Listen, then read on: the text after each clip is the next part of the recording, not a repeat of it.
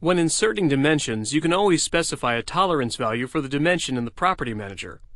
Among the available tolerance types are fit, fit with tolerance, and fit tolerance only.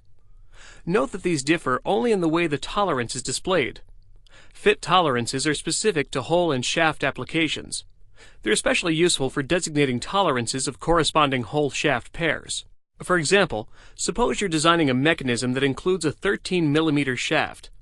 The shaft must go through a hole on one component with a very loose fit, but it must fit very tightly in another component to keep it from spinning. How do you communicate this intent to the manufacturer that actually has to make these parts?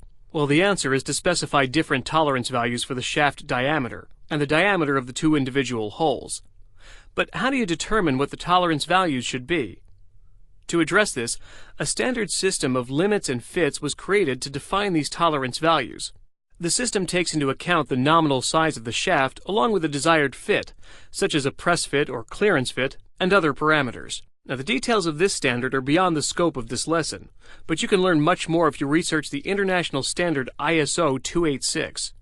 For now, we'll turn our attention to how you can make use of this standard to specify tolerances in SOLIDWORKS.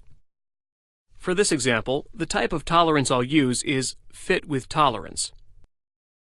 Next, we can specify the classification of the fit. This can be user-defined, clearance, transitional, or press fit. Let me briefly go over these. A clearance fit refers to a set of tolerances that will always result in a clearance between the hole and shaft. A transitional fit can result in either a clearance or an interference, depending on the actual manufactured sizes of the hole and shaft. In other words, the tolerance values will not guarantee either a clearance or an interference. When the parts come back from manufacturing, you could end up with either condition.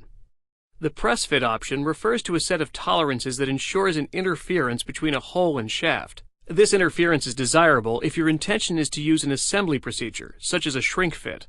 Now, for this example, I'll make this a clearance fit and continue. The next step is to specify tolerance values for the hole fit and the shaft fit. I can use the drop-down list to select from available items called tolerance zones.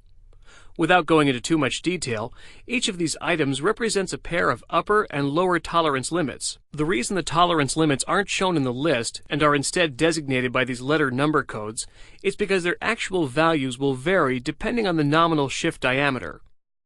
I'll be setting the hole fit to F8. But before I do that, let me show you the list for the shaft fit. Notice there are many values available. Now I'll go back and select F8 for the hole fit. Now take a look at the shaft fit list. Only two values are available, H6 and H7. The reason all the other values are not available is because I've already specified that I want a clearance fit. In order to have a clearance fit with a hole that has a tolerance specified by F8, I must use a shaft tolerance of either H6 or H7. Now, this is the role that the classification plays, and the reason the ISO 286 standard exists. It helps you identify the proper tolerance for the hole or shaft you're designing. I'll select H7 for the shaft fit.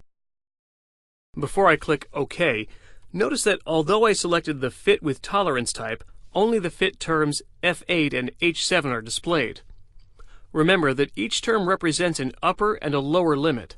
Since I've defined two terms, one for the hole and another for the shaft, I've actually specified a total of 4 tolerance values.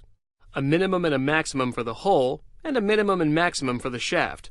SOLIDWORKS would have to display 4 tolerance values. It doesn't, and so I'm only left with the fit terms. One last thing I want to point out is that you can manually adjust the bilateral tolerance values associated with the fit terms. However, SOLIDWORKS will warn you that by overriding these values, the parametric relationship will be broken. Since tolerance values will change depending on the shaft or hole diameter, I highly recommend not making manual changes and instead letting SOLIDWORKS calculate these values for you.